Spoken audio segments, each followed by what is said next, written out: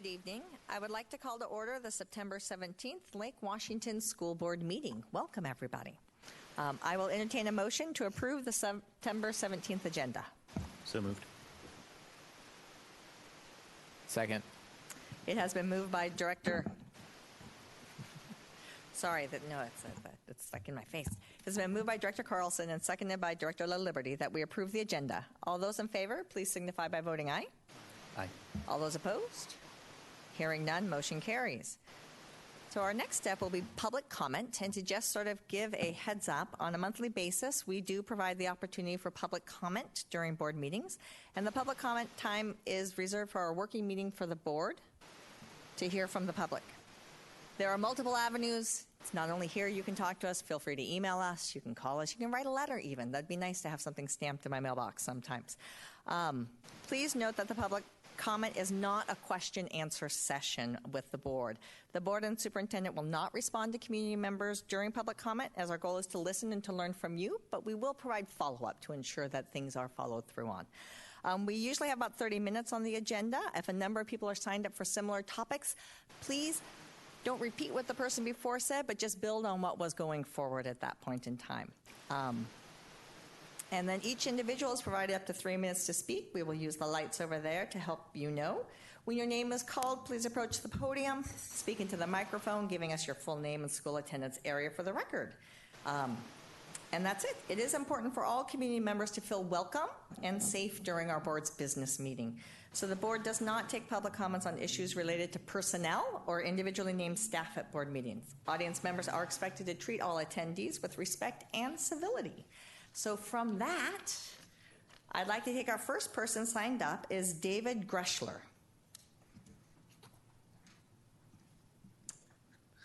Good evening. My name is David Greschler. I'm a resident of Kirkland, and I'm here officially representing the Neighbors for a Safer Kirkland group, which is the official pro group for Proposition 1, which Kirkland residents will be voting on this fall. As you know, because I know the city has worked with you on this, the proposition is really bringing safety both to our community and our schools in a number of ways. It includes a PROACT police force, resources for both the homeless as well as for mental health. There's a lot of different projects involved in there, but probably most appropriate for this meeting is the fact that it's partly going to fund the 4 SRO officers that I know will be shared in funding with Lake Washington. And so the reason I'm here tonight is we're working very hard to get the word out about the proposition. We're trying to get the word out about how good it is and that people should vote for it. As you may know, it's really just 1 penny for every $10 purchase that happens in Kirkland. So it is an incredibly good deal. And for those who like math, that's 0.01%. People sometimes can't quite relate that to pennies, but anyway, what we're really looking for is, as we're getting word out, is endorsements. Cassandra, we know you provided an individual endorsement yesterday, and that was great. It's already on the website, but we would really like it if the board could provide an endorsement, and then we would put that on our website and put it on the posters and so on. So that's really my request tonight. I don't know if you can respond to that, but certainly I can follow up with my email and so on if you would like to communicate that way. So thank you very much, and have a good evening. Thank you. So our next person is Sarah Franklin.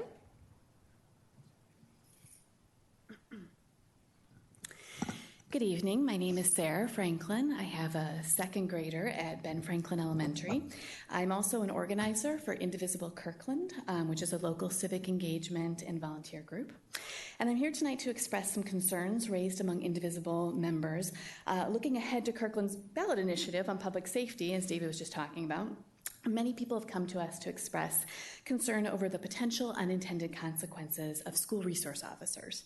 The truth of the matter is that in many cases, the intersection between policing and schooling can create some drastic and life-altering consequences for students involved, especially for more vulnerable populations like students of color or students with special needs.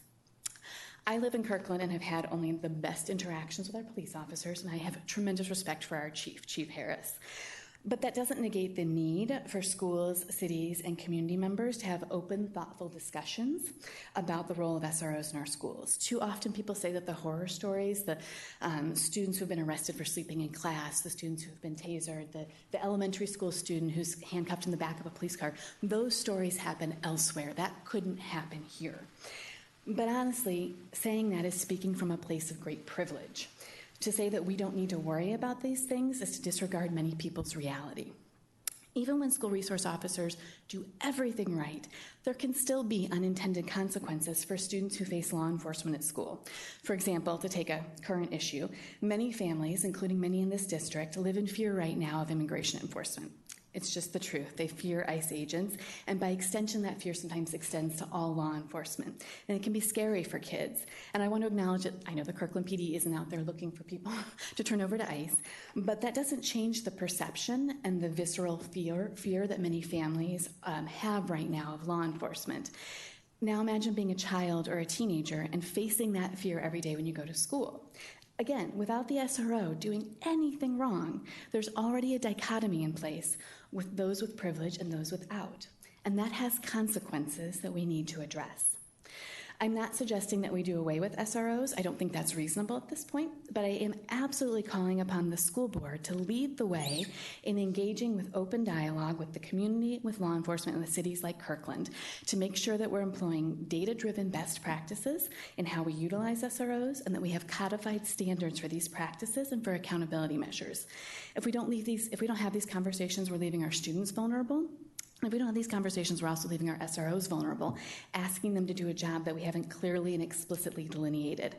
I believe that the City of Kirkland will be reaching out to the Lake Washington School District and to the community to begin this discussion, and I look forward to hearing your input on that. Thank you. Thank you. And our next person is Kimberly Scott.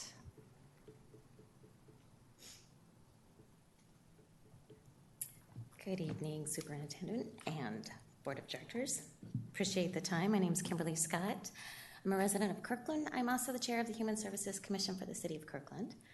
Our commission, well, we have a lot to gain from Prop 1, don't we? We're very excited about the extra funding for homelessness and for mental health, but we also have some concerns, a lot of what Sarah just addressed around SROs. There's a lot of unintended consequences that happen when we're not measuring the outcomes correctly. So that's probably our biggest concern. I do have a copy of a letter that our commission wrote and sent to City Council back in July that does have some of the points that I'm highlighting tonight and some that Sarah highlighted, as well as resources. But when we talk about the SROs on campuses, those groups that are really at jeopardy are those minority students, those low-income students, and those disabled students. And those are really some of our most protected students that we have, and not ones that we really want to put in jeopardy. Now, I know this issue is nationwide, and we like to say that it's not here, just like Sarah said. And I think that everybody here has the best intentions, and I think our SROs that are currently there have the best intentions. And maybe they're doing the right things right now, but without having them documented, we don't know what happens when we leave. So I would like to encourage that those conversations with the city, with the task force, with opening it up to the citizens does happen. There are plenty of resources that are available for us. There's actually a great report. It's Students Not Suspects that the Washington State ACLU created. It has a lot of the documentation of really what's going on in our state itself, some of best practices and better practices, as well as model language and things to measure for us to look at. So I'm extremely excited to say our city is concerned about the safety of our students and the citizens, and I am supporting Proposition 1, but I really, really want us to take a better look at how we engage the citizens. Those that are affected should be at the table helping us to create what the job description is and the intended outcomes are. Thank you. Thank you. And next we have Carolina Borrego.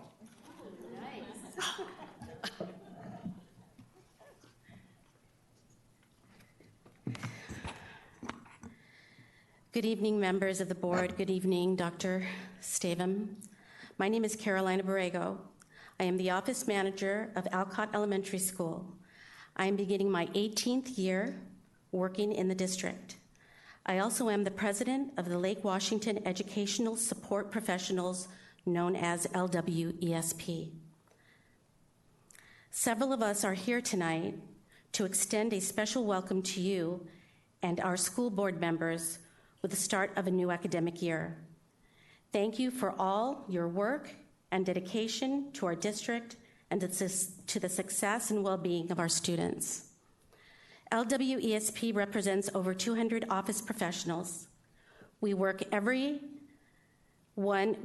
every one of our schools at Support Services, Willows, and here in the Resource Center. We support every aspect of the work needed to achieve our district's vision of every student future ready.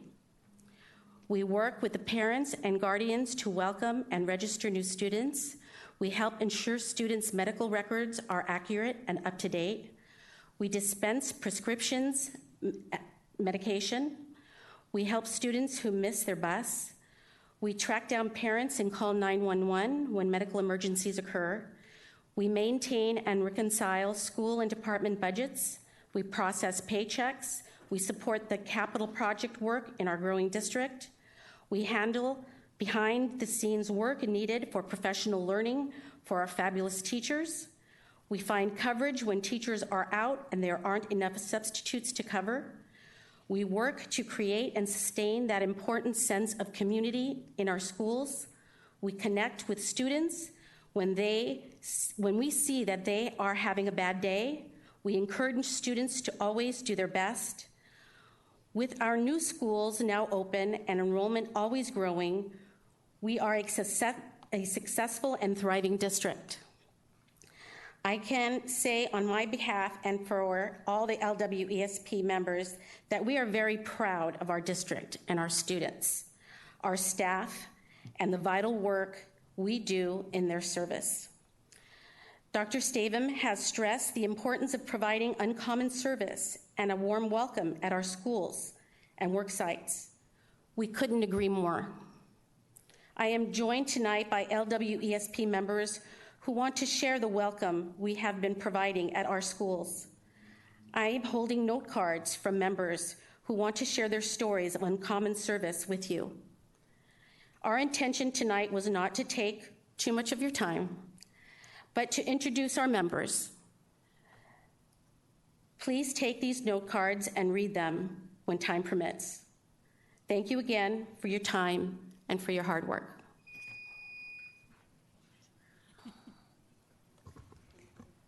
Thank you very much. Our next person is Paula White.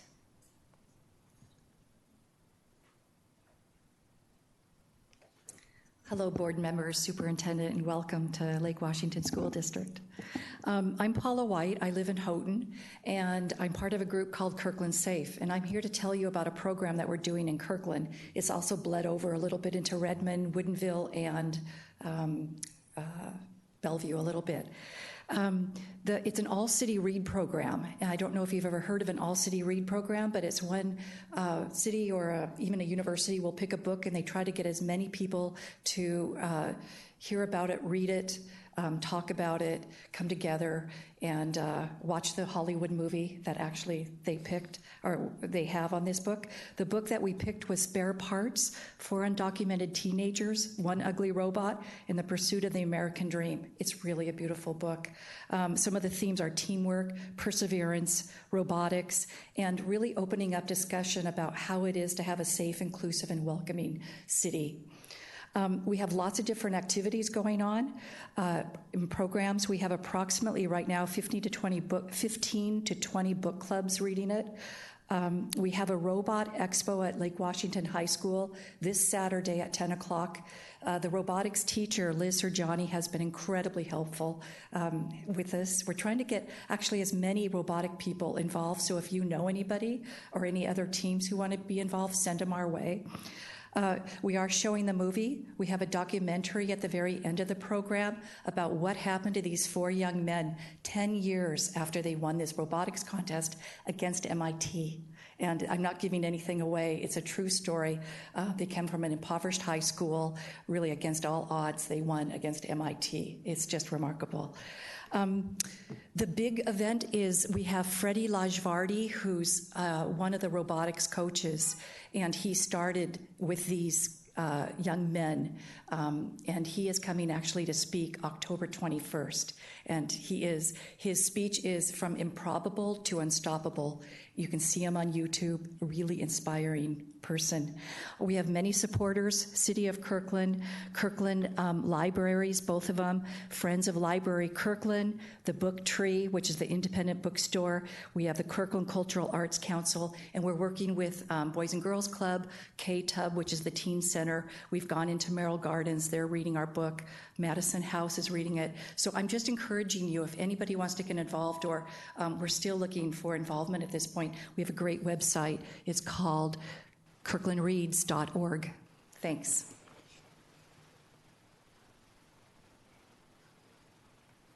All right, thank you. And our last one I have signed up is MJ Carlson.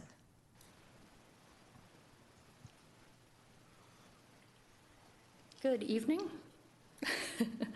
I'm MJ Carlson. I have a fourth grader at AG Bell.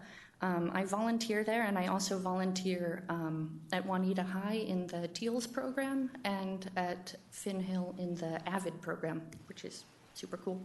I also have a master's degree in social work, and I did some of my training in correctional facilities, and that has left me really concerned about the negative effects on kids of any kind of involvement with law enforcement, and especially what they call the school-to-prison pipeline. I'm sure I don't need to lecture you on that, what that is, but the idea is that involvement with law enforcement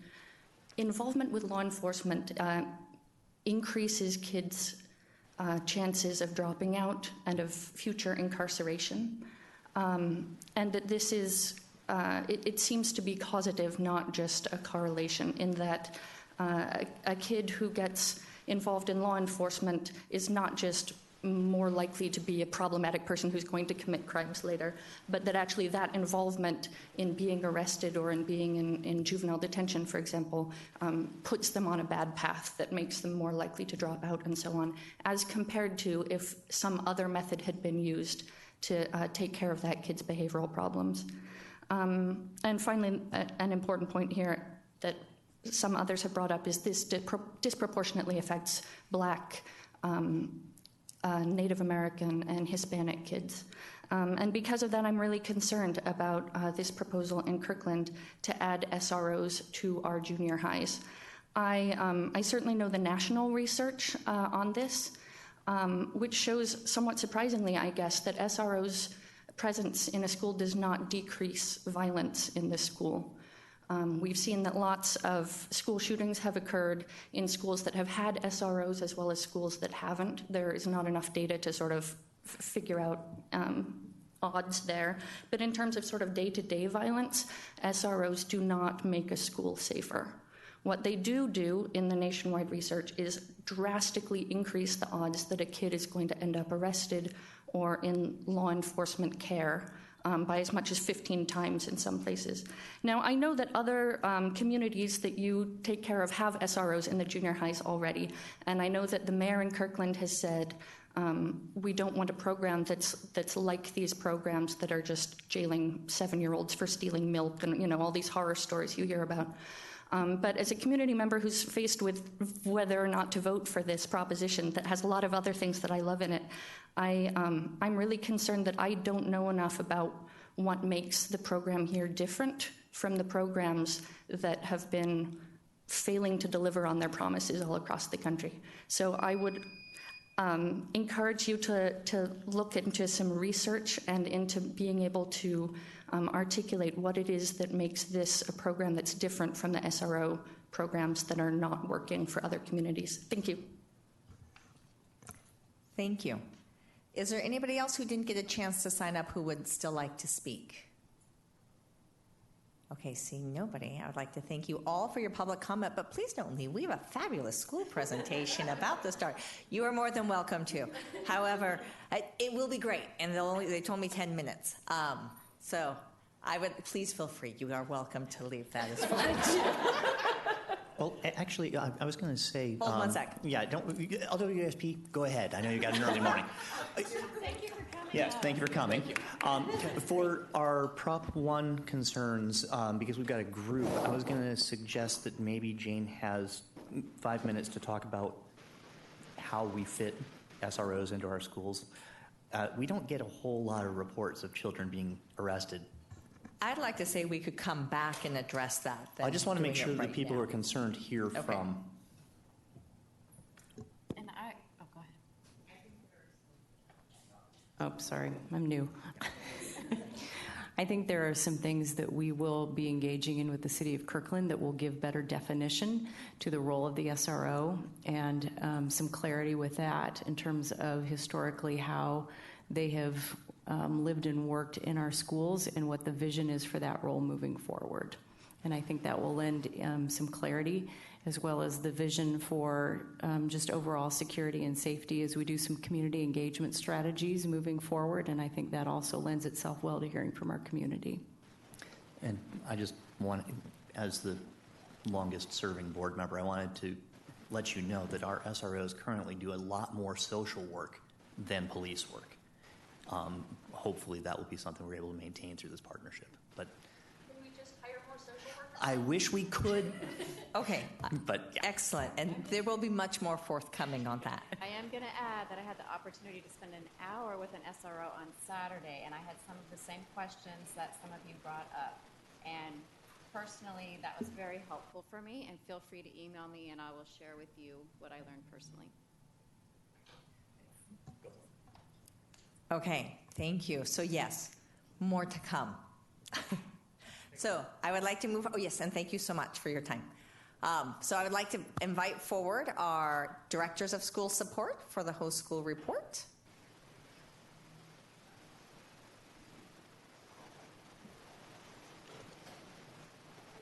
Or the opening school report, I guess I should say. Yes.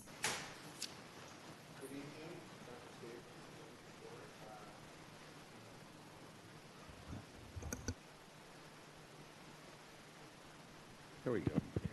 Okay.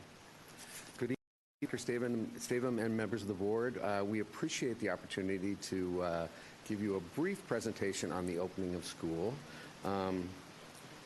We're going to cover kind of preparing for the opening of school this year, the beginning of school, some changes that we have in store this year, and then looking ahead moving forward.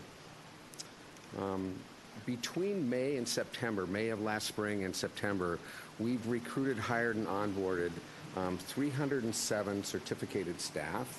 We've also recruited and hired 188 classified staff and about 20 administrators since May of last year. This is really, when I say we, I do want to kind of clarify the pronoun, and we is really, oh, you don't see it?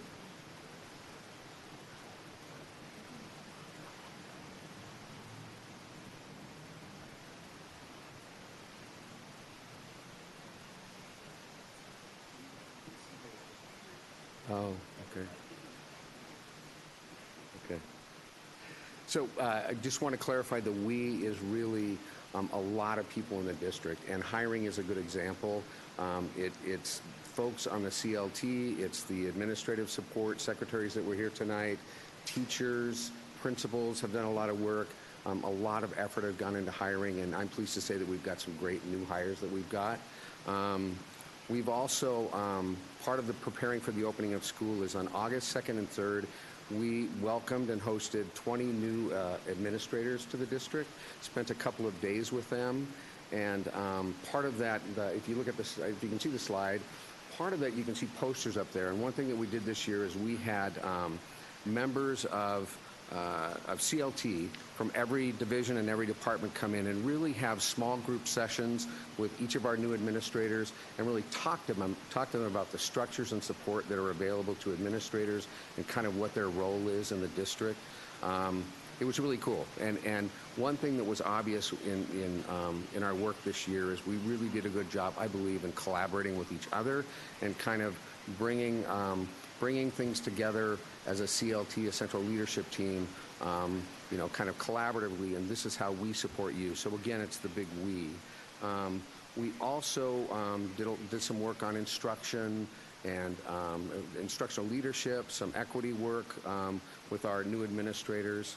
On August 7th, we started our August administrator kind of LEAP training, and we had about 140 administrators, which included the 20 new administrators and 8 administrative interns. And we did a great team building activity at the beginning of that.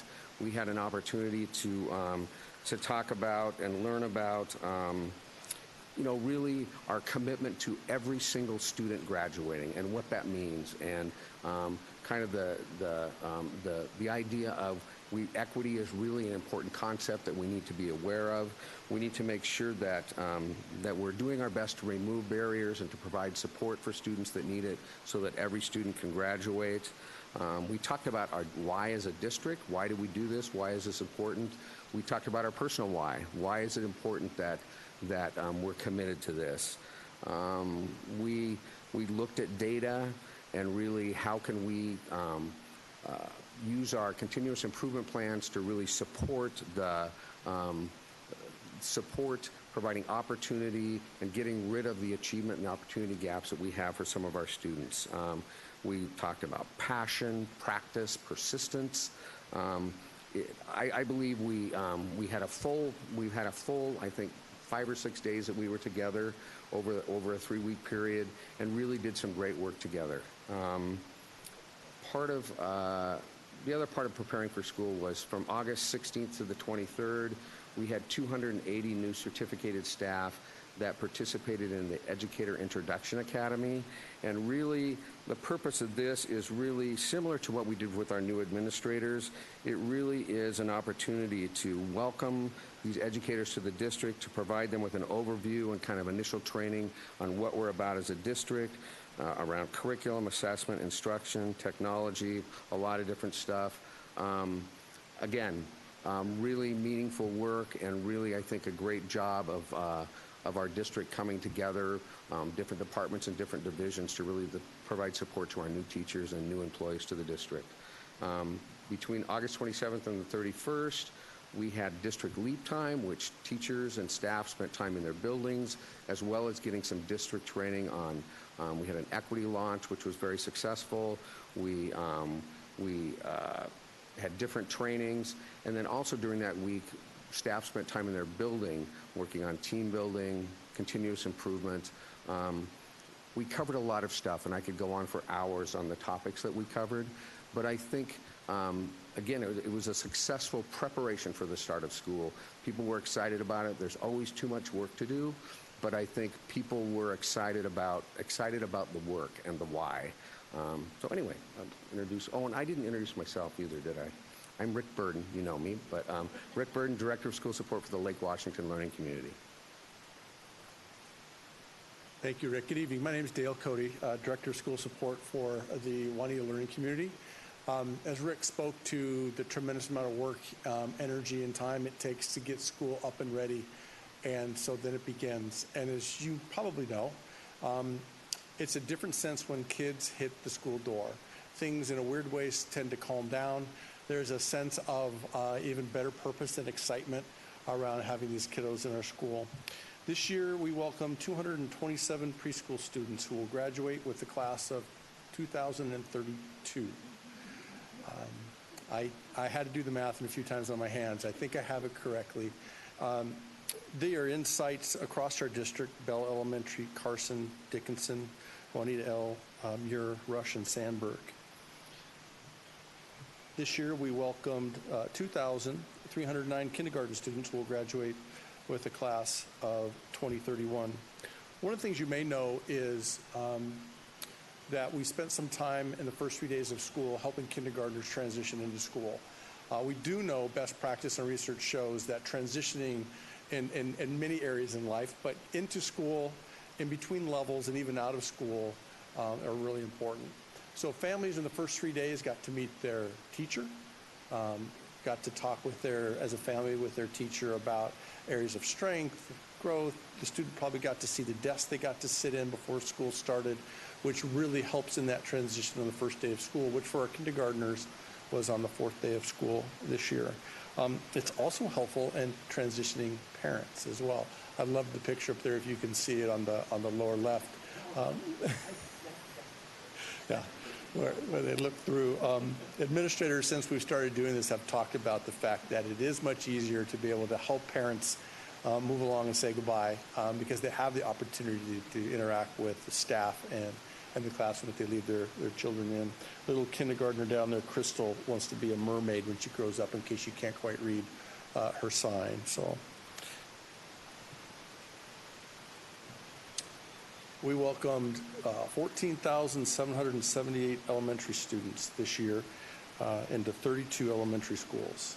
We welcomed 7,036 middle school students across 11 middle schools and 7,956 high school students across 8 high schools. Class of 2019 has 1,848 students. Each learning community Rick spoke to this year as well in our events that we had, each learning community really takes pride and responsibility in helping every child, no matter when they start at preschool, kindergarten, all the way through, hoping to get students across the stage on time. At graduation within each level is really important, and they take a great deal of responsibility and pride in that. So students have hit the doors, and we are starting to run into a bit of a rhythm in schools now, which is great to have. And as I said earlier, having them in the hallways and in classrooms makes it all worthwhile.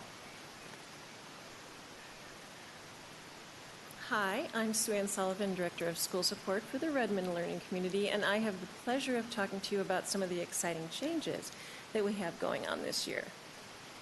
First of all, we implemented new boundaries in the Eastlake and Redmond Learning Community, and as you know, we started that process about a year and a half ago. There was a lot of community input, and staff and administrators worked very hard to talk about what was the right way to distribute our growing population. So after we finalized that process in the middle of last year, that worked out quite well. We were happy to open 2 new schools, Ella Baker Elementary School and Clara Barton Elementary School, and to redistribute some of the enrollment to those 2 new schools. We also addressed capacity this year with the installation of a number of new portables, SAGE portables, which are smart academic green environment portables, which are really lovely, as you can tell in the photo. 8 were placed in the Lake Washington Learning Community, 2 in the Juanita Learning Community. And we also are continuing construction at 5 sites this year: Kirk Elementary School, Meade Elementary School, Juanita High School, Redmond Ridge Middle School, and the old Redmond Schoolhouse, which will be an early learning center. Additionally, this year we have expanded our extended day program. It's now at 12 schools, including one of the new schools, and we are increasing in a rolling way throughout this year to increase capacity to serve more students at each of these 12 sites. And we also, as you know, implemented the entry control system at all of our elementary schools and middle schools, and high schools are coming on board very soon. And this allows us to lock all of our external doors and to know who is in our building at all times. Visitors push a button, are admitted by office staff, and show photo ID as they then enter the office. Is that only during the school day, or is that, I'm just wondering, during like drop off in the morning, is this also part of the game? It's new to me. Typically, the schools open for a brief window of time right at entry. Yep. And then lock. Okay. Yep. So once and the then bell there's goes, a then they staff go into the monitoring system. the entry at that time. Okay, thanks.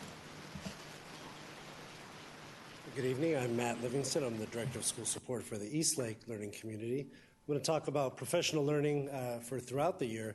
As you know, we have a district equity team that formed last year. This year, each school will be forming a school-based equity team. That's the red schoolhouse there. Many of our schools have had a team for a while. Some are starting them this year. And 2 of the focus areas that they'll have is talking about courageous conversations using the Singleton book as a resource, and then deciding and determining how are they going to include student voice in their school. Some of the professional learning will continue from the August work that Rick talked about. So that's the culture responsive teaching, SIOP, next generation science standards, and dyslexia. So administrators and teachers were trained in August, and that will continue throughout the year through our professional learning department. When we're talking about the opportunity and achievement gap, we have 4 systems in place. They've been in place for a while. The SIP, our Continuous Improvement Plan, the PCC work that teachers do, the PGE, the Professional Growth and Evaluation System that evaluates teachers, and the PPGE, which is the Principal Professional Growth and Evaluations, how we evaluate our school administrators. The reason I'm highlighting these 4 is within those 4 processes are specific opportunities to address the achievement gap. And so if we look at the SIP, that's where schools are analyzing their data, right? That's where they're identifying achievement gaps between different subgroups, and they reflect on the goals that they set for last year, and they set new goals for the following year. And one of the goals specifically is called the achievement gap goal. So the school is taking a particular interest in one of those subgroups and designing a goal specifically about that. The PCC teams, they're meeting several times a month to talk about the students in their classes. This is where teachers are discussing strategies, looking at local data, so their classrooms, ongoing assessments that they're using, looking at that data and talking about strategies to ensure that all students meet the standards. In PG, all teachers write 3 goals, one for their class, one for their grade level, and one for a certain subgroup in one of their classes. And that subgroup is called the 3.1 goal. But what it is they identify certain students that they want to ensure meet standard. So that's, again, another example of how teachers are identifying a certain group of students that they want to ensure meet standard, which closes the gap. And then for principals and associate principals for their evaluation, they're evaluating on 8 criterion, and criterion 8 is closing the achievement gap. So I'm highlighting that because that is, of course, one of the things that they need to be focused on also. So when we talk about our work for the year, these 4 systems that are in place generate a lot of discussion, especially for our work in supporting principals and the work that goes into supporting teachers who are supporting students, because if we meet the goals that we set through these different processes, then the achievement gap will close. So I think that's it for our formal presentation. We want to thank you again for the opportunity to spend time with you, to share with you some of the highlights of what's happened recently and what we're all looking forward to for the rest of the school year. So thanks so much. Thank you. Any questions or no? We're ready. Okay. Well, I want to thank you all for taking the time to come. That was fabulous to hear what is happening in our schools and the futures that's going forward. Lots of good work. So the next item on our agenda is the consent agenda, which I will now entertain a motion to approve. So moved. Second. It has been moved by Director Carlson and seconded by Director La Liberty. Jane, will you pull the board? Sandra? Yes. Eric? Yes. Chris? Yes. Mark? Yes, ma'am. And Siri? Yes. And Jane, will you please summarize the donations? I will. Starting off the year this year, we have just a few on the list, but very important. First of all, from Albert Einstein PTSA to Einstein Elementary, a gift of $7,029.64 to support classroom enrichment and outdoor education. Ben Franklin PTA to Franklin Elementary is the amount of $9,339 to purchase eMass, which is Elementary Mobile Access for Students devices. Carl Sandberg, PTSA to Sandberg Elementary, in the amount of $1,000 to support outdoor education. And finally, Finn Hill Middle School, PTSA to Finn Hill Middle, in the amount of $6,134.54 to purchase classroom supplies, for total donations to the schools of our district in the amount of $23,503.18. And I would like to say thanks. I'd also like to just add, we have a summary of donations from 2017 and 2018 for the last school year only for donations that were over 1,000. But in summary, the Lake Washington Schools Foundation gave approximately $160,000 in support of our schools. The PTSAs, approximately $1.1 million in support of the work in the schools. And other sources included about $310,000. So the fantastic community support and be able to ensure we have a wide, broad range of opportunities for our students. So thank you to our community members in doing so. So our next step is program reports. So Dr. Statham, I'm going to let you take that. Yes, we have a program report tonight on our preschool programs, and I'm asking Mike Van Orden to come forward and give us that report.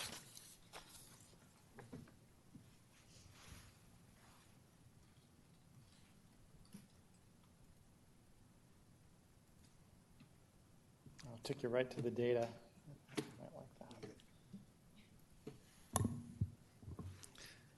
Well, thank you. As you recall, our program reports are an opportunity to give brief updates on programs throughout our district. And you may also recall we have shared these program reports for a couple of years now. So what we've been doing this year and even last year was to highlight adjustments, changes in enrollment, changes in data, and highlight any program changes as well. So I'll do those tonight as we talk about preschool. Also remember, we make an effort to connect these with our end results.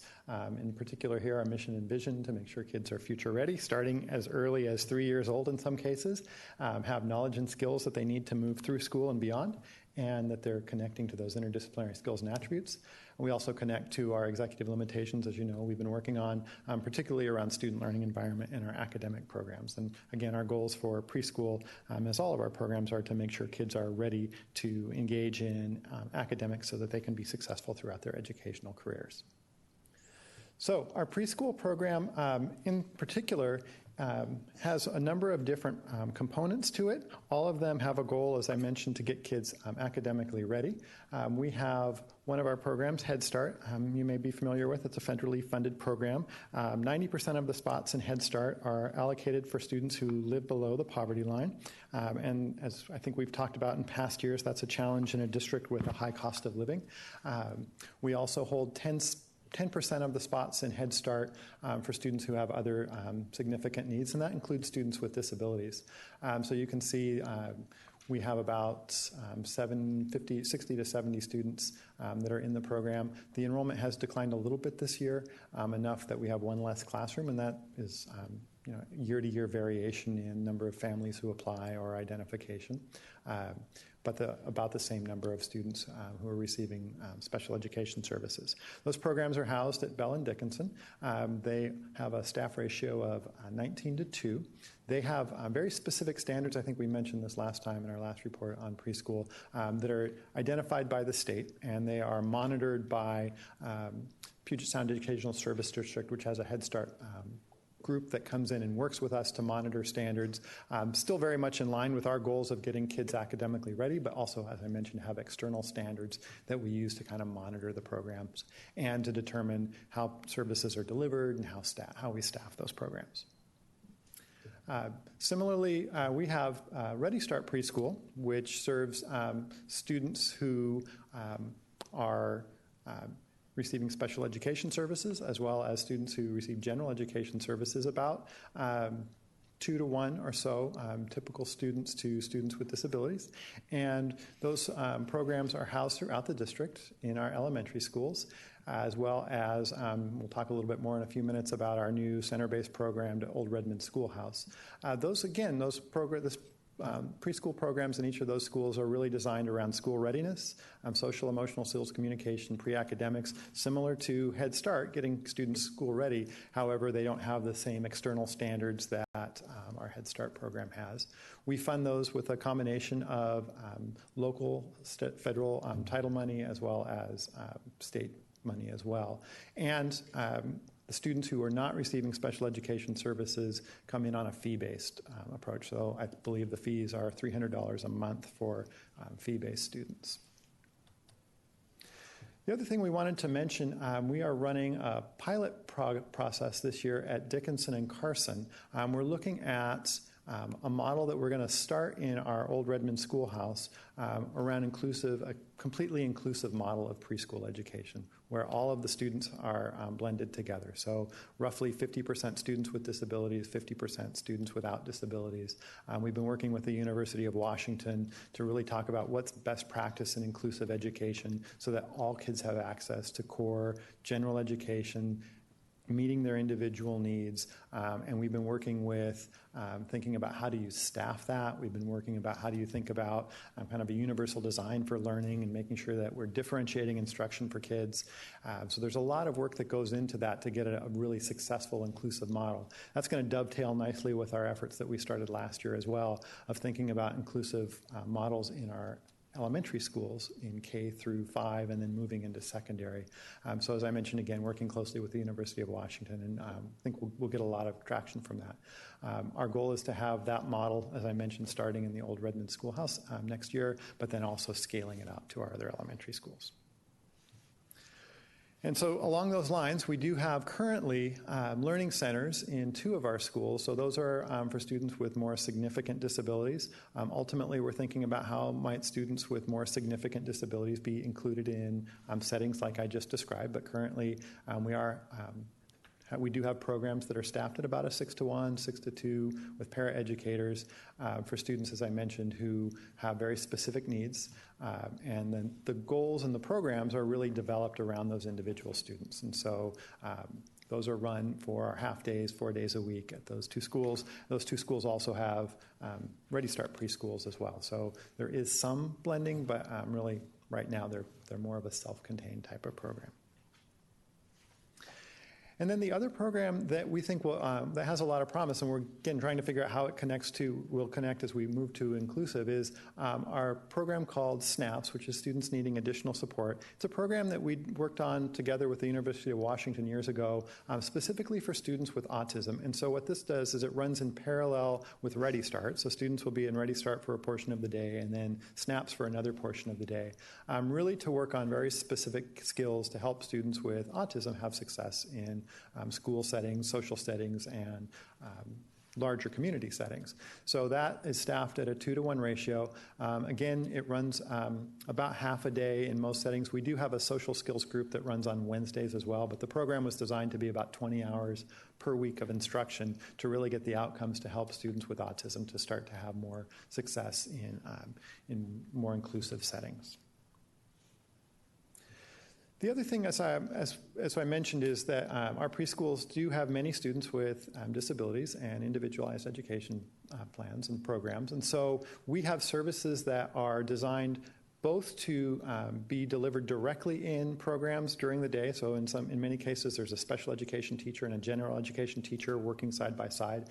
And then we also have specialists who go into classes and work with kids. We also have some pull out. And then in some cases, we have specialists who go around the district and actually come to a number of different schools and work with kiddos. So those could be for things like speech-language pathology, occupational therapy, physical therapy, again, developed around a student's individualized education program and then scheduled to provide services so we can make sure that all of those folks who are providing those services can meet with students in a timely way and meet the requirements of their IEPs. Sorry, before you leave that slide, I have a very quick question. I assume that this is clip art, right? That top cube I'm confused by. It's a nice subliminal message that was obviously put there by people playing records backwards, but pot speech is... Oh, yeah, OTPTS. Interesting. Yeah, thanks. TPT. So, yeah, we can come back to that. So we wanted to also talk about what is it that students are learning very specifically in preschool courses, in preschool classes and preschool programs. And so as we think about that, we talked about those academic readiness skills. Those are built in together along with the social emotional skills that kids need to start interacting with peers, to start having some structure to their day, also thinking about their physical development, so those fine and gross motor skills that are so important for them as they learn to communicate and write and work together with play and communication. So those are built in, and as I mentioned as well, the academic skills. So early literacy, numeracy skills. There's also social studies and science. Really getting kids to start making observations about their world and start to ask questions, which really are foundational skills that they'll use across content areas, as well as the arts. So these are kind of the core things that we want students to learn and to be able to do as they move through preschool. And we get to that through our curriculum. And so this year we're implementing a new curriculum across all of our preschools. In the past, it's varied by program. So Head Start had a curriculum, Ready Start had a curriculum, our SNAPS program had a curriculum. Really, the idea is that we want to make sure that all of our preschool kids, regardless of program, have a good Common Core experience. And by Common Core, I mean that in a generic term as opposed to the National Common Core. So this curriculum we adopted last year, and we are now working with implementation. So all of our preschools are being trained with the University of Washington facilitators to effectively deliver, because we know curriculum by itself without good instruction doesn't change outcomes for kids. So we have core training that happened in September and that will continue throughout the year. University of Washington is also working with our specialists to provide training, and by specialists that means people that are like teachers on special assignment who are being trained to provide support for teachers as well, so that they can go in and observe and provide feedback and help to teachers as they use this curriculum to get to those outcomes that I was mentioning earlier. So this was a recommendation that came both out of our program review as well as a more recent University of Washington consultation about having a good core curriculum across the board really makes a difference. The other thing that was really beneficial to this curriculum is it lends itself much more to inclusive education than our prior curriculum does. It has differentiation strategies in it. It has a universal design for learning kind of underpinning, and it allows teachers to say, regardless of where a kid's developmental level is, how can we make sure that they still get access to the same thing all kids are getting, but maybe in a different way? And so that's built into the curriculum as well as the training that we're getting from the University of Washington, and we think that'll really start to help us get the outcomes that we want in preschool. So is that across Ready Start and SNAPS? Correct. So it won't be built into SNAPS, but remember, students who are doing SNAPS are also doing Ready Start, so they'll get access in Ready Start, and SNAPS will be very specific to autism. Cool. So then the question that begs the question, so we've identified what we want kids to learn, how we're going to get there, and then what are the outcomes that we're looking at. We do have, again, by program, different measures that we use. So Head Start has some very specific requirements. We're still currently looking at an assessment that goes with Head Start programs, but there are also assessments built into the curriculum. And then we have a state assessment that we use for all of our preschool students with disabilities called the Child Outcome Summary. And that is essentially looking kind of more holistically with a team at each individual student and seeing how they're doing in relation to age level expectations for kiddos. So at a 3-year-old, you'd expect students to show certain social emotional skills and certain academic skills. And so the idea is to look at a whole series of data and then see how students are doing in relation to how you'd expect them to do at that age. So we look at that in 3 areas. One is positive social emotional skills, and then we report on 2 measures. One is the amount of growth that students make, and then the other is how our students in our program are doing in relation to how we'd expect them to do versus their age level peers, kind of a generic kind of norm age level peer. And so knowing that we have students with disabilities, we are comparing them to just typical developmental levels, and we look at how they do at the beginning of the year in relation to developmental levels and how they do at the end of the year, and we look at growth and see if there's growth in relation to those typical levels. And then we just look at where are they at the end of the year. And so we get results about a year behind because of the way it's reported. In positive social emotional skills, we did see substantial increase in growth for our students, and we are seeing that they are performing below age level peers. And again, that might be partly a function of the students in the system. This is comparing a smaller sample. And remember, we saw about 100 kids compared to a very large state sample. But we do want to make sure we're attending to that. We want to make sure that we're always working to get our students to be performing where we'd expect them to be for their age, knowing that still is, there's a continuum there as well, and we have to keep that in mind. The other thing we look at is acquisition and use of knowledge and skills. Similar, we have seen some growth in terms of how our students last year, 16, 17, did in relation to age expectations and still performing slightly higher than the state in terms of growth. And then use of appropriate behavior, similar to state and a little bit below age level expectations for that area. The last two things we wanted to talk about, I don't think we mentioned last time, but just more intentional efforts to connect with parents. We have some of the typical things, yearly parent conferences that happen twice a year.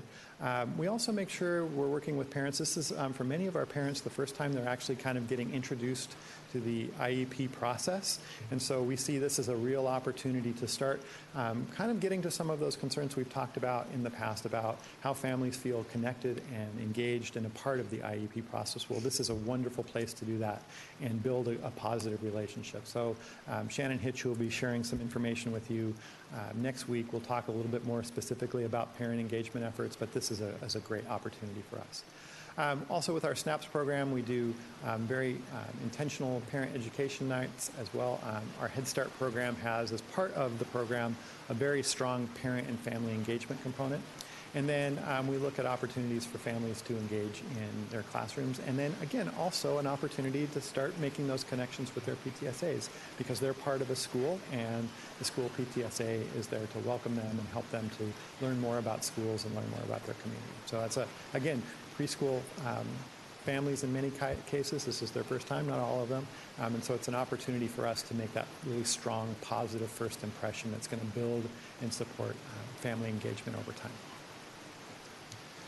The last thing I wanted to do is give you a very quick update on our new preschool center program. As you know, we've been working on converting Old Redmond Schoolhouse to incorporate preschool learning spaces. That'll be 10 classrooms. 8 of those will be Ready Start and 2 will be SNAPS. Those are designed to give us some capacity and new facilities. Most of the classes will probably be serving students who are currently, or programs that are currently at Dickinson. And as I mentioned, this program, this center is going to be really designed to be an inclusive model for the district. So the idea is by 2019-20, this will be a fully inclusive preschool program with a very specific model that we can then use as a demonstration and as an example to scale to other schools. And so we're being very intentional about the program that's being designed there, as well as the facilities, to be thinking about what does it take to have a fully inclusive preschool setting. And so that's a combination of working with University of Washington, working with our facilities team to really be very thoughtful about how that program runs. The goal is to have it open by 2019-20. So that's our preschool presentation. Thank you. I think there are a few questions that people might have. So, Eric? The questions. I'm just checking. Yeah. I'm trying to figure out how are we connecting our ends results, in particular. First of all, let me start with a compliment. Fantastic job. Thank you for the wonderful presentation. That goes without saying. But and I appreciate the data that we have here. But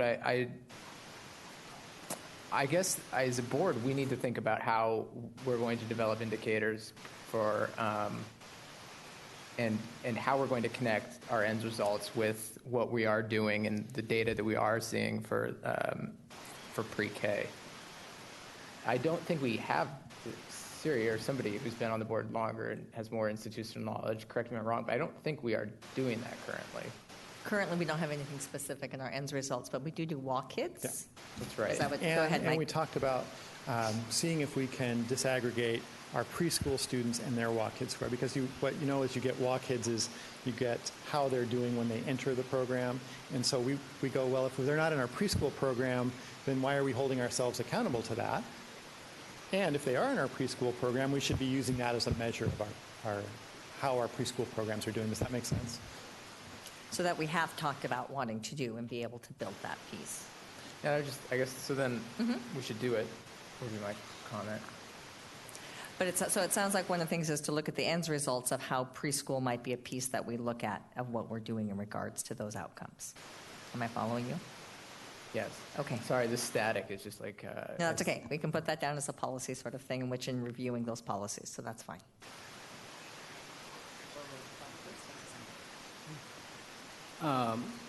Couple of things. One, as we look at the preparation and the vetting, if you will, of the levels of the preschoolers coming in with special needs, usually loud enough, and their special needs students at that point, are we also doing vetting to see which of those need adaptive technology that early?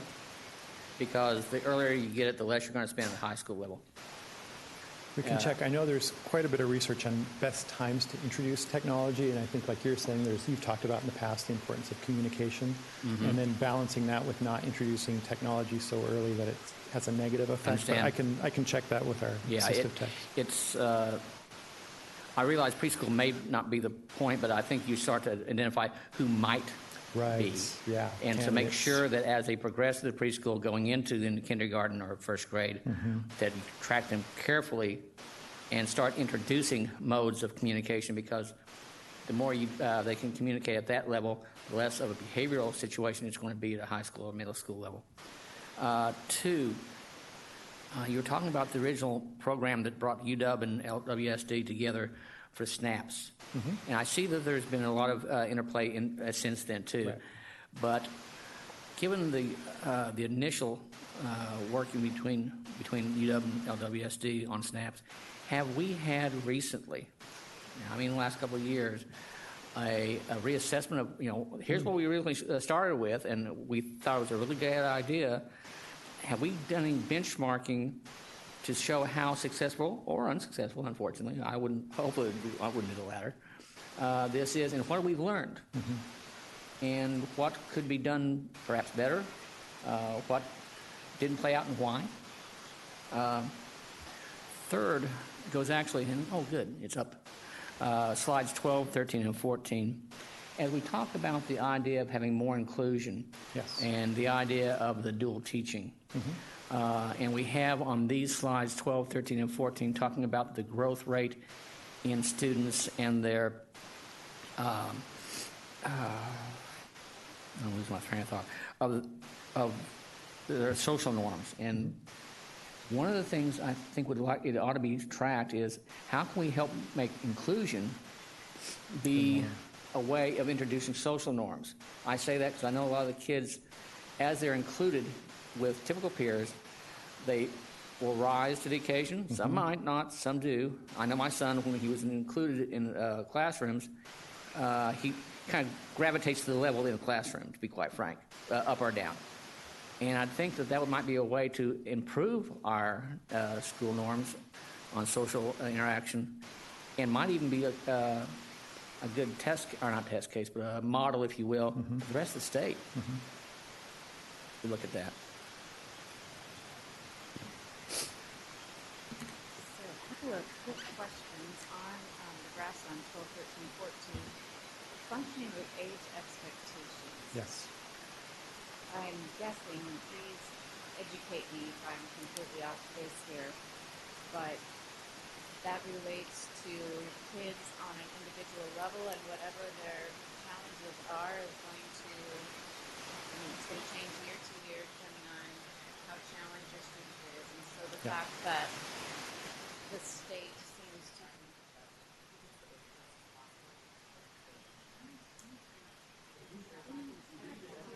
gone to. Oh, that's better. Yeah. Okay, now we've got it.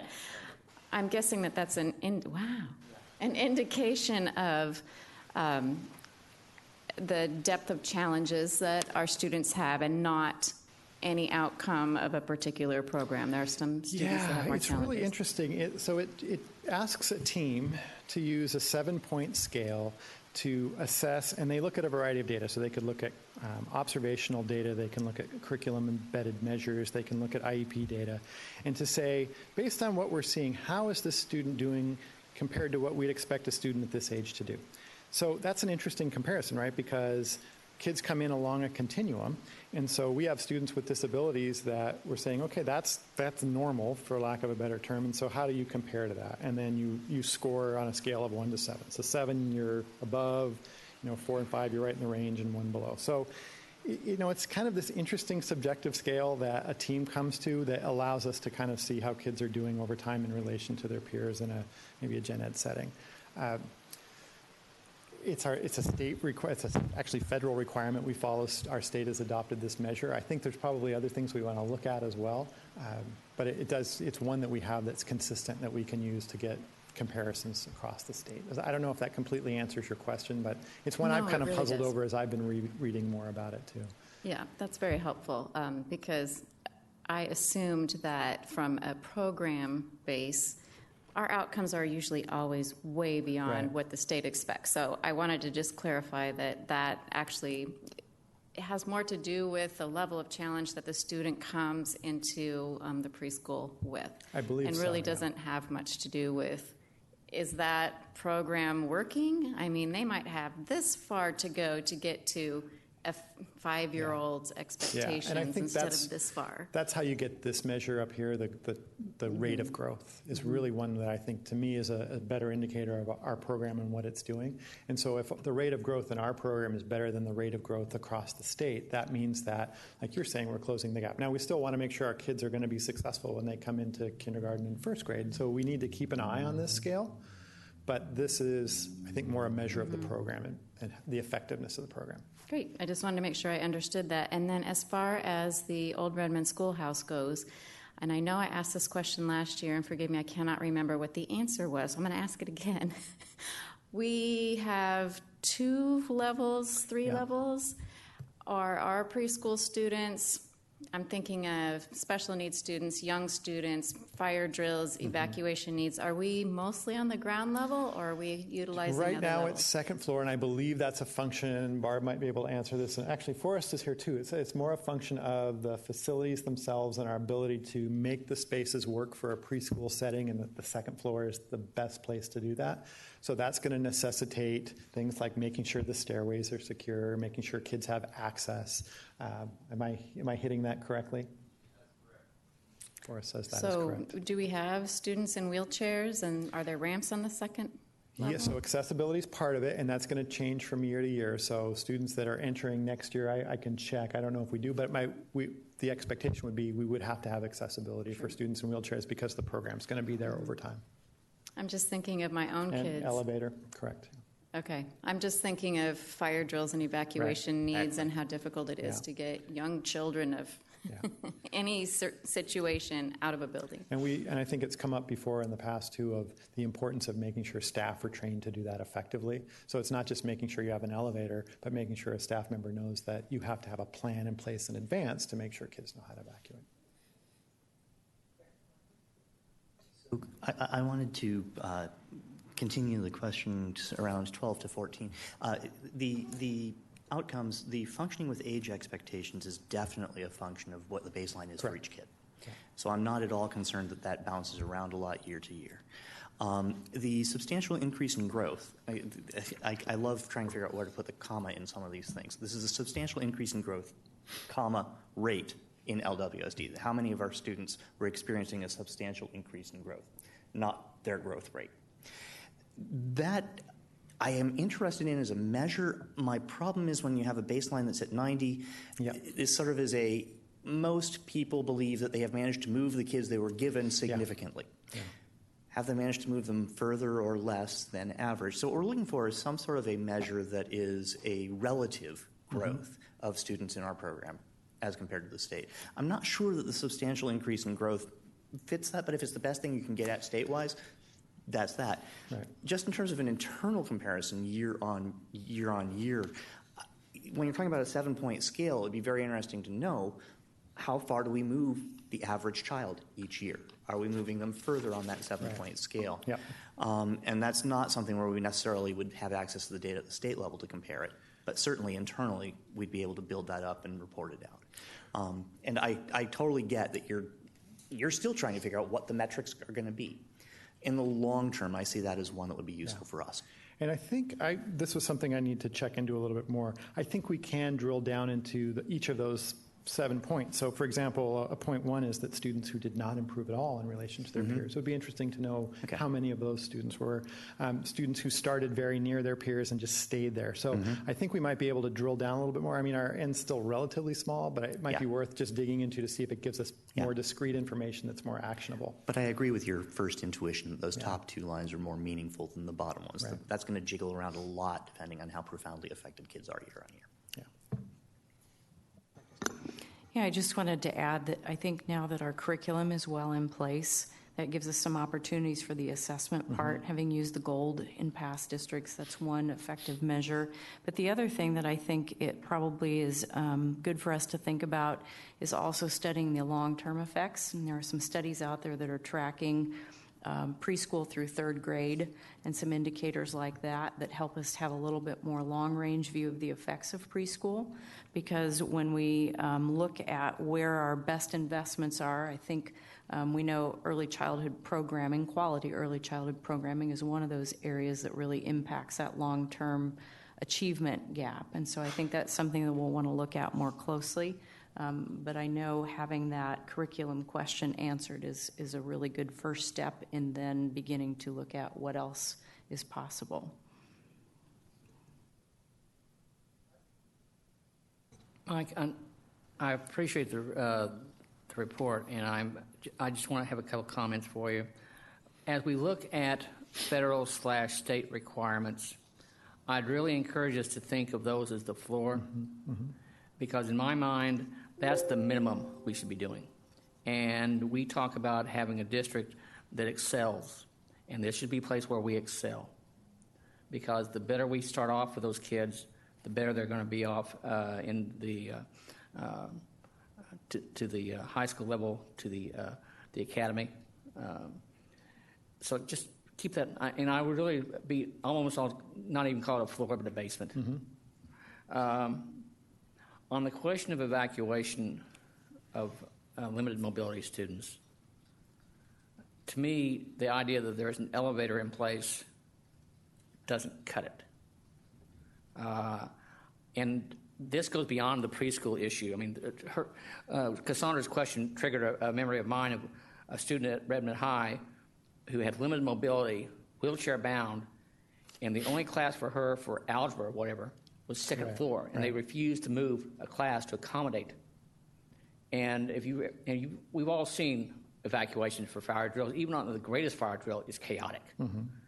And I saw it was an accident waiting to happen, to be quite frank. And I'd really like us to look at how we give more consideration to the placement of where the classes are. Especially when you're talking about more mainstreaming and you're talking about more inclusion. Don't preclude that brilliant student who may be wheelchair bound from not taking advanced placement algebra because it's on the 2nd or 3rd floor. And 2, as we move towards inclusion in our elementary and our preschool, this begs the question of why our special needs kids aren't allowed in homerooms, or rarely. There was one child last year in Redmond High School who was in a homeroom, mine. And that's only because we insisted on it. And when they're not in the homerooms, they don't get the notice about school pictures, the graduation picture, you name it. They're basically off the radar screen. So as the kids move up and the inclusion is included up higher and higher, please keep that in mind. Yeah, thank you. I want to just thank you for the work. I think the use of taking advantage of having the old Redmond Schoolhouse and really being able to think differently of what we can do in that environment, I appreciate that thought process that's going into it. I think that plays in well to that desire to really be a top-notch school district that's paying attention across those boards. So kudos to really thinking about that. And really, too, there's been lots of teams, including Forrest and our specialists and preschool teachers and parents. It's been really a wonderful effort on their part. So it's exciting to think of a demonstration project concept, being able to go forward and really being able to tackle some of these difficult issues that are very challenging across the place. So that's fabulous. As you look at some of these, I also think about with early learning, is just funding issues and different things of doing that. So I would always be looking towards early learning is going to be a big component. We have the department in the state legislature. Their goal is 90% ready for kindergarten, so that's based on what kids? I think by the year 2024, if I remember correctly. So there is a lot of work. So being able to bring that in and this work here starts to set a really solid foundation. I would love to see, just building on what Dr. Stevem had said, can we follow our preschool kids through as a subgroup, possibly through those literacy and pieces as we go into our ends results? So that's just, I think we have a subgroup of 504. Could we have one of our preschool kids to just sort of, so just a thought. But other than that, fabulous. Thank you for your great work. And appreciate it all. So, it appears Chris still wants to say something. Hang on. No, I've just got one last question. I actually really wanted to echo that this is fantastic. I mean, I can't get enough of preschool when it comes right down to it. This is important stuff. And the one other thing that I was wondering about is our Head Start on slide 4. You were seeing a modest reduction in the, sorry, not Ready Start, but Head Start, where we've got from 73 to 58 on the previous slide. Are we, I don't know how to express this. How do we serve the near Head Start children? That really is Ready Start. We actually use the so you remember I said for Head Start it's 90% of the spaces are held for students who are at or below the poverty level, and 10% for kind of those more other needs. So a family identifies a kid needs some additional assistance, or we identify that, or a student has a disability, and we are serving those students through Ready Start. So we're using some of the Head Start ideas of how do you go out and reach out and identify kids who might need preschool or would benefit from preschool, not that more kids would, and that's the way we do it. Now there are other programs that don't have the same restrictions as Head Start. One's called ECAP that we're researching through Puget Sound DSD. They run Head Start and ECAP, and so that's something that we're considering as well. I think there's also the question of if we have a really great inclusive preschool program and we have funding for it, could we kind of make it that more of our approach to preschool? Okay, thanks. All right, I think now I can officially say thank you. Yes. Appreciate it.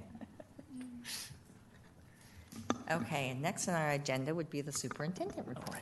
Right, and we'll start off with a report from facility planning and a little on community engagement that I'll talk about at the end. We have a lot of projects still in motion, so Barbara will give us an update on those projects.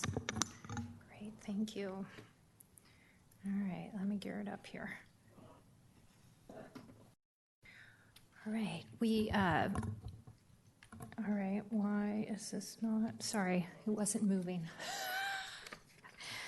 Okay, I'm here tonight to provide an update on our facility planning and our Building on Success projects. We last provided an update at the, okay, thank you, at the June board meeting. So our Building on Success is our program that serves our growing enrollment and serves the district's long-term plan to continue to build schools and provide quality learning environments and experiences. So we'll talk about our bond project update. We have 8 projects going through the district, and some of those were mentioned tonight by our directors of school support and, of course, Mike in the preschool program. So I'll start off with our Juanita High School Rebuild and Enlarge project. That is our project that has a phased opening, with the first phase opening in September of 19 and the final phase opening of September of 2020. So this summer, we received our permits to begin work over the summer, and we had temporary parking lots were completed in June, and that significantly improved the parking situation on that site. And then we also, over the summer, installed 10 classroom portables and got our a certificate of occupancy in August. We completed demolition of phase 2, and that's really what a phase 1 demolition, phase 2 demolition, and that we're using the term phase 2 to continue the project that will open fall of 19, the portion of the building, and then the next phase will open fall of 2020. So by January, we hope to have the phase 2 exterior building envelope complete. So this is just an artist rendering of the project. These are some of the construction pictures, an aerial overhead picture, and the right is the exterior and electrical room, and the lower middle shows the exterior brick veneer being installed, and the lower left is the main gathering stair in the commons. And this just shows right now the yellow area is the construction zone. So the picture is a little light, but the field house is to the left of the yellow construction zone, and then the main building is in the middle of the construction zone. So, but they have done an excellent job of signage, and when you pull into the property, and protecting the construction zone from the student walking paths, and so. And we did in the first 2 weeks of school, we've added police presence to establish the safe drop-off and pickup parking practices. So for that one, it's phased construction, right? Where one wing's going up. When can we expect that first wing to become student housed? So the first phase will open in fall of 19. Thank so you. that will include the administration, counseling offices, a portion of the classrooms, and then the theater, I believe, will open later in the fall. It won't open right in September, but it will open, I think, December timeframe. And we'll continue to provide updates on further project updates. So, and then, of course, our 2 brand new elementary schools that opened this fall. So very excited about those schools. We have Clara Barton and then Ella Baker. And very pleased with, so those opened this fall. And our facilities department, our builders, our jurisdictions, the city of Redmond, and King County, and our staff, they all did a fantastic job of getting these buildings ready for the first day of school. So over the summer, the building was complete, furniture move-in began, staff move-in began in August in Clara Barton. We finished the playground structure, we received our temporary certificate of occupancy from the city of Redmond, and school started on time, September 4th. And then so what is upcoming in October, we expect to have the final certificate of occupancy, and then we will have our grand opening ceremony on October 11th. So these are just some of the pictures of our beautiful new building. The top left is the main entry of the school. Top right is the playground. The bottom right is the courtyard entry across from the gym and the commons. And then the bottom left was the gym and commons, and the bottom right is the north side of the building. And then this is some interior photos of classrooms, the libraries in the top left, the gymnasium, and the shared learning area. So Ella Baker in the Redmond Ridge community, again, opened in the fall. And furniture move-in began in July. Staff moved in August. The temporary certificate of occupancy was issued in August and opened to first day of school in September. Same schedule, similar schedule. We will get the final certificate of occupancy in October, and we will have a grand opening ceremony on October 5th. And look for more information from our communications department about those ceremonies. So these are some pictures, the entryway to Ella Baker, and this is the top left. one of the classroom pods on the top right, the playground on the bottom left, and more of the playground on the left and right. And these are some interior shots. The top left is the second floor main corridor and just showing the use of the natural light.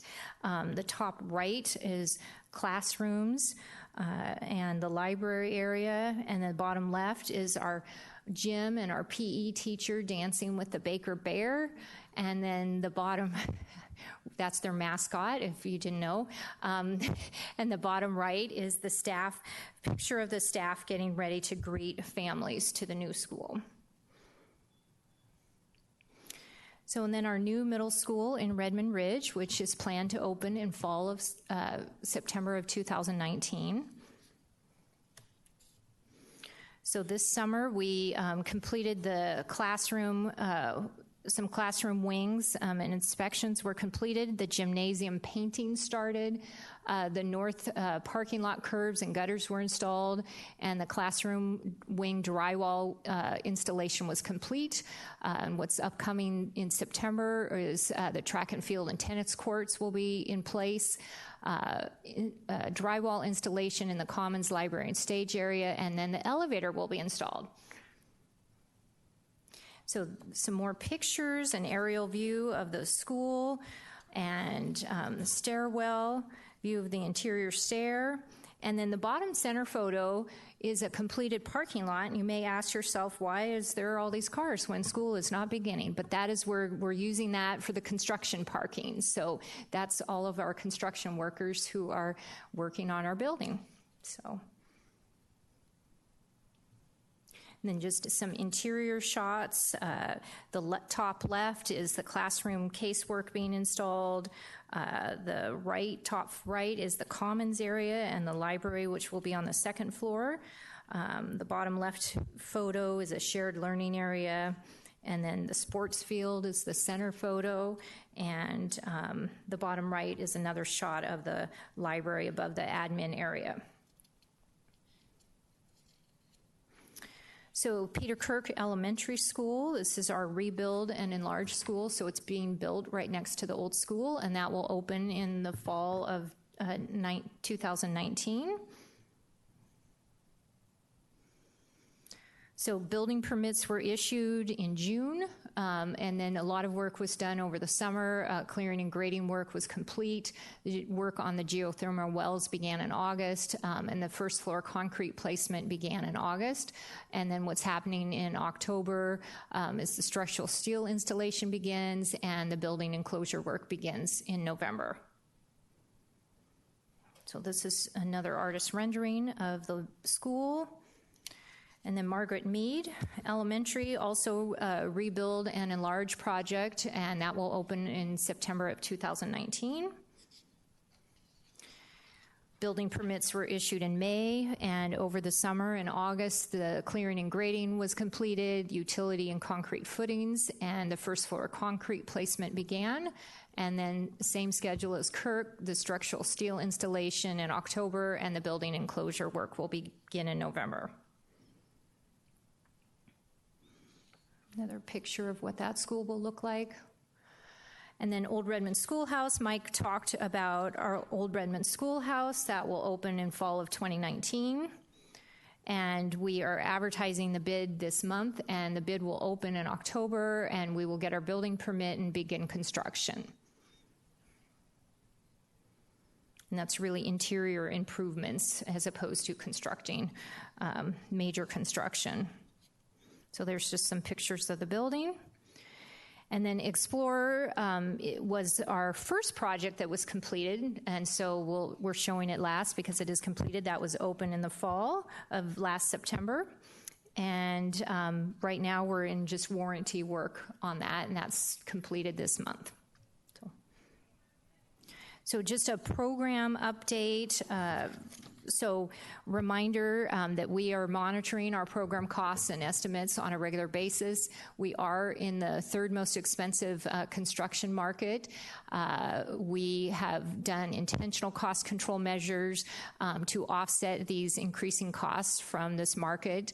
And so the good news is right now our program is at approximately 97% bid out. So we have our project costs locked in, and risk from market volatility is low.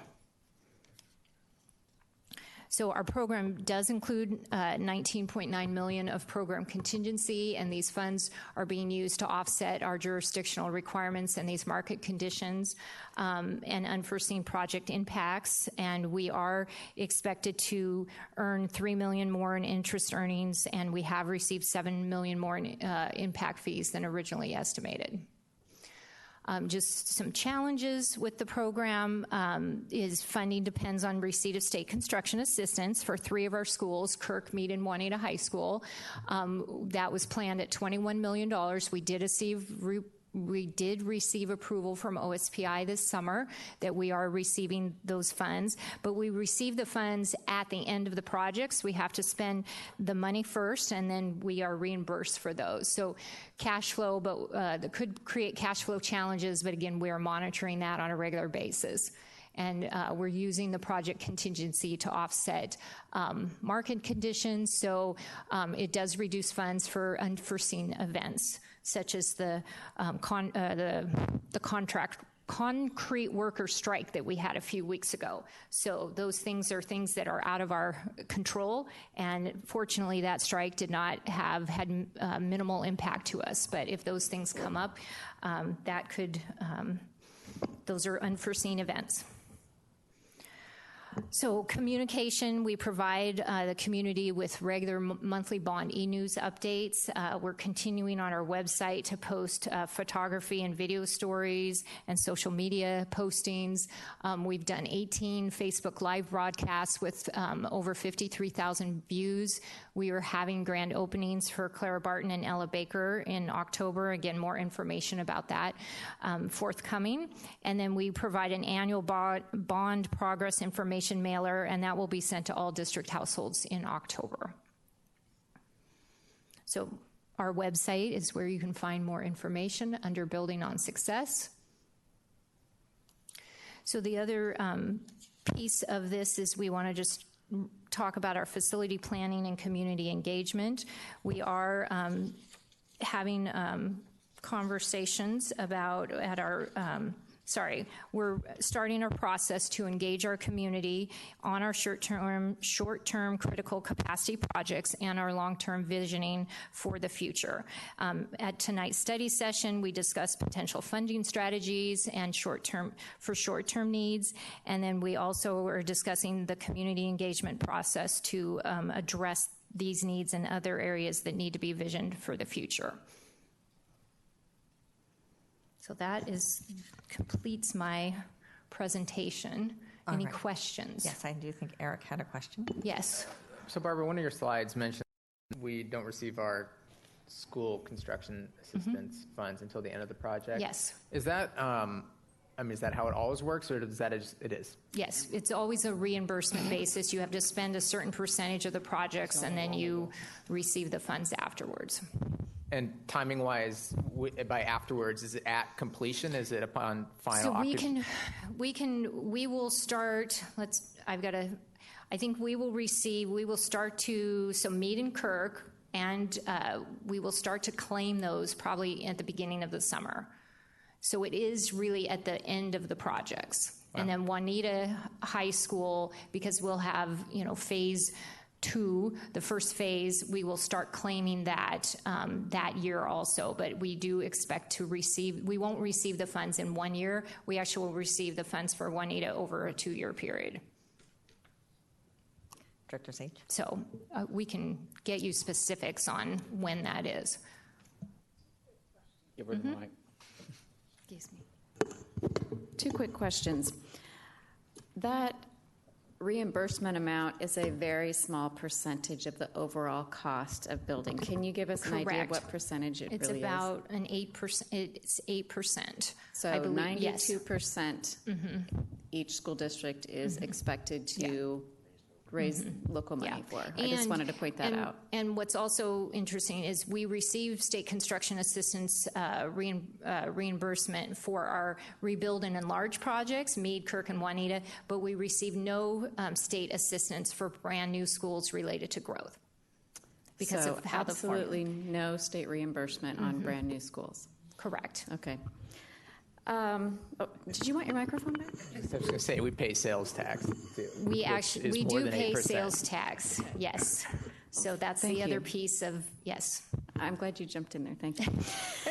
Just one quick question on the Juanita High School project. I believe the city of Kirkland at some point approved, or there was an agreement between the district and the city, a right-hand turn lane eastbound on 132nd.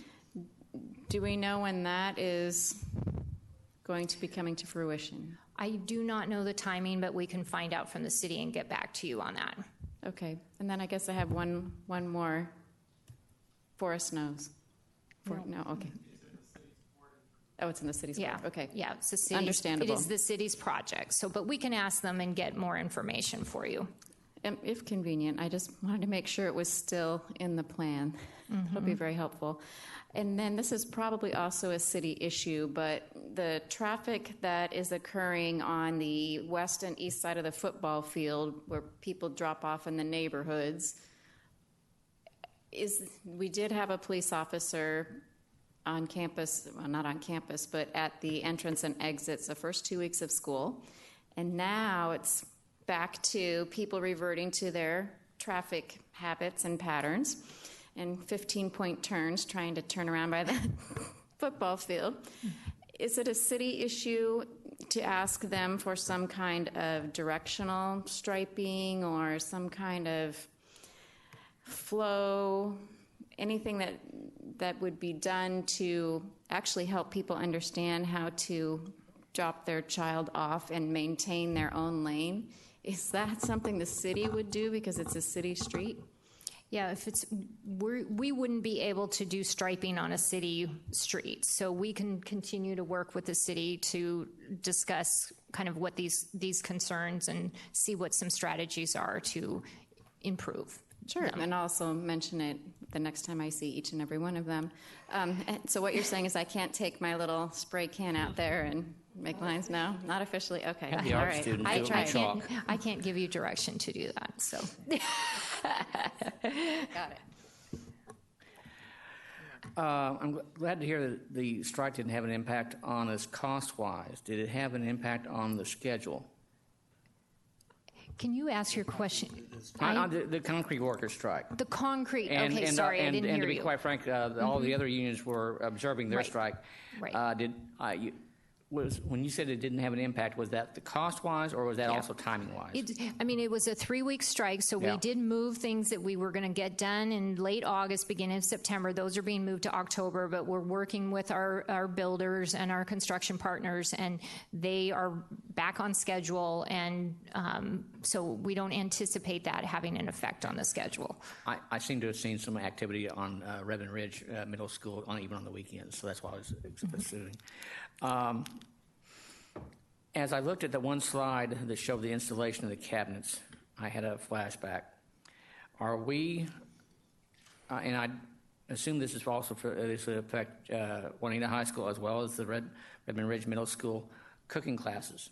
And as they're putting in the cooking stations, are we going to have the cooking stations made accessible for limited mobility students? And because the other high schools don't. And to encourage inclusion, we need to have those facilities to not only to help those kids, but also to educate the other kids in that class, the typical developing kids, as it were, as they're referred to the needs of special needs people when they're cooking and cleaning and so forth. So let me find out for you. I assumed, but I didn't think you'd have an immediate answer, but I thought I'd ask. Okay.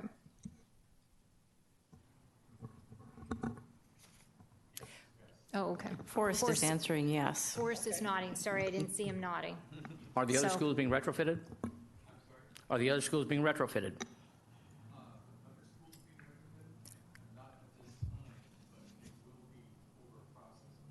Thank you.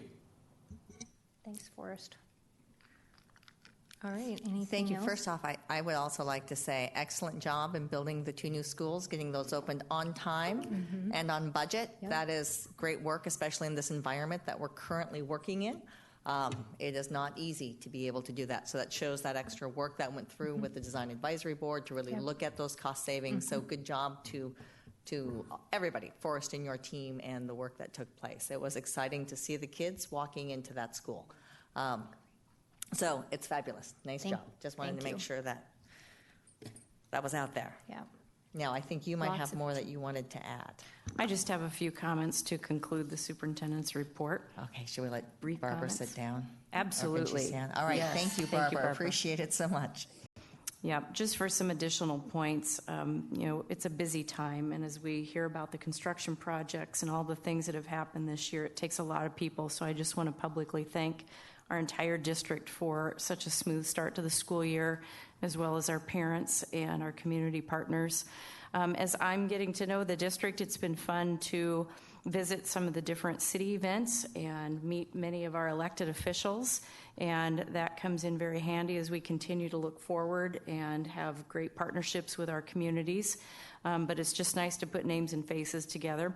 I also want to say how impressed I've been as I've been attending some of our high school activities with our students and how supportive they seem to be of each other. And that is always something that's kind of indicative of the rest of the culture of a high school. And so it's been really fun just to see how our kids are in those things, and just give a little shout out to our students and the people who support them. We are looking forward to engaging our community, as Barbara talked about. We have a lot of things ahead of us. We have some district documents and planning that needs to be revised moving forward as they've come to some points of completion. So we're going to be asking community members to be part of that very soon. Some of our visioning for the future and looking at how we continue to adapt to the change and growth in our communities and think about what schools of the future look like. I don't know if any of you caught 60 Minutes last night, but they had a segment on students at another institution, college-level institution, who are doing some pretty amazing things. And I think we have great examples of that right here in our district. But I think we want to make sure that our students continue to not just be equipped to be citizens of the future, but they are creating the future for others. And I think that's really exciting to think about engaging with our community around that. I also just want to take a note of personal privilege and acknowledge some of our colleagues on the East Coast this week who have been victims of Hurricane Florence. And when we think about school starting and what that looks and feels like in our district, I'm always mindful of they are not having that kind of a start to the school year. And so our hearts go out to them as we think about maybe some ways that we can individually support them in relief efforts that are going to follow, but a very different kind of a school year. So all in all, busy time, and I appreciate particularly the cabinet members answering my questions and answering them again and sometimes again, but they've been very, very helpful, and it's just truly been a joy to get to know our district, and so I'm very thankful to be here. That concludes my report. Well, thank you very much. We are very glad to have you here and appreciate all that you are doing. So our next is a legislative update. So, Director LaLiberty, I will let you take this. Okay, so this coming weekend is the WASDA Legislative Assembly, where WASDA will vote on, and the different school districts will collectively develop a list of legislative priorities so that we can participate in that. The board has previously had a work session to discuss what priorities we will bring to the WASDA Legislative Assembly. These are not necessarily the board's legislative platform, but are priorities for the Assembly. So from the discussion that we had, I have provided, and I think everyone has in front of them, a draft of legislative priorities. I put this together based on my notes and our discussion from... Okay, excellent. Our discussion from the last work session. I would entertain comments on this, any changes, and then I would ask that we, once we've discussed this, that we approve a set of priorities that I can bring with me to the assembly. So, yes. Well, thank you for putting this together. I know we spent a lot of time working on this, and you pulled it all together in an organized fashion. I had an email question for you, and you had answered this, so I just wanted to point it out for everybody else that we get to actually vote on 15. Is that right? You get to when you get to the assembly? That's right. So 15. Thank you. Yes, we are to prioritize our top 15. I have a list of 20 here, with 5 extra just in case. So thank you. No further comments.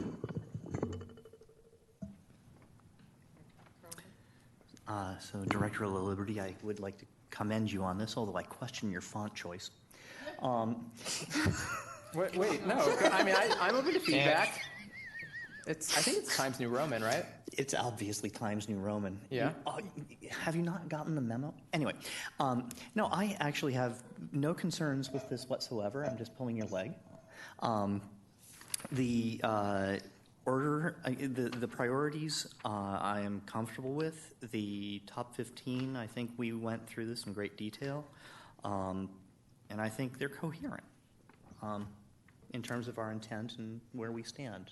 So we could put all the financial ones at the top because we will always want to do things like updating school construction funding. But fact is, that's just one among many, and I love the fact that we have several of our educational as opposed to operational things among our top 5. I think it expresses our desire as a district to not only operate effectively, but to educate as proficiently as possible. So I thank you. This is good. Eric, I'd also like to commend the idea of being able to have the special ed, special needs students in the early education issues up front. As we look increasingly at equity, we put our money where our mouth is on this, and I appreciate it. So with that, I will entertain a motion. I move that we approve the priorities as drafted in this non-sans serif font. Second it, but I like the font. It has been moved by Director Carlson and seconded by Director Stewart to approve the legislative positions and priorities as put forward. All those in favor? Aye. Aye. Anyone opposed? All right, so pass. So if I could just wrap that up. Yeah. So I will be traveling to Spokane on Friday. Siri is attending as well. And I will report back at the next meeting the results of the assembly. Last thing, we as a board do still need to develop our platform for the upcoming session. So I will work on a draft of that as well. And at a forthcoming meeting, we'll have something else to discuss. Great. Excellent. Thank you. Anything else? Okay. So moving with that, we are now at the point, is there any follow-up for the board on anything? There were a few things. I think the school resource officers and that piece that came through tonight, some of those questions around that, what is the program, what is the differences, I think some of that would be very important. I guess I would like to have a little more information and being able to speak to that. I know we have some on the website and different things, so I guess I would request that.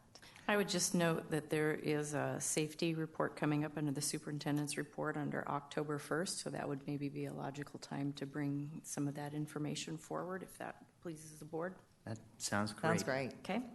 And I actually just wanted to, I guess it's not follow-up, but to debrief on that exact topic, that I misspoke. It's not, our SROs do not do social work instead of police work. What they do is in the continuum of police work. from criminal investigation to incident response to preventive policing, which is in large part social work, are very heavily towards the preventive end of the spectrum. Always have been, and hopefully always will be. So I appreciate the concerns in the community, but this is not something where I feel that we're talking about bringing in a SWAT team or people to arrest more children. That is definitely not how we'll measure success of the program. Director Stewart? On board follow-up, right before the meeting, within 2 hours before our meeting, the Facebook pages were lighting up, and I'm surprised we didn't have a crowd of the folks from that because they were suggesting they were going to be here on the transportation problems. There was a large group, as I've shared with you in the past weeks, a lot of Facebook activity on the problems were presented, and I totally appreciate the fact that it's a shortage of folks. But that said, there are some issues with typical development students. There's a major issue of safety with the SPED students being picked up on the street as opposed to near their home or inside an apartment complex.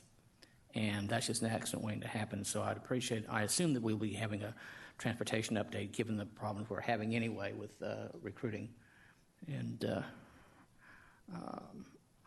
also, as for follow-up, I know we work very hard at missing or not having events on high holidays for the majority of our religions that our folks in our district share.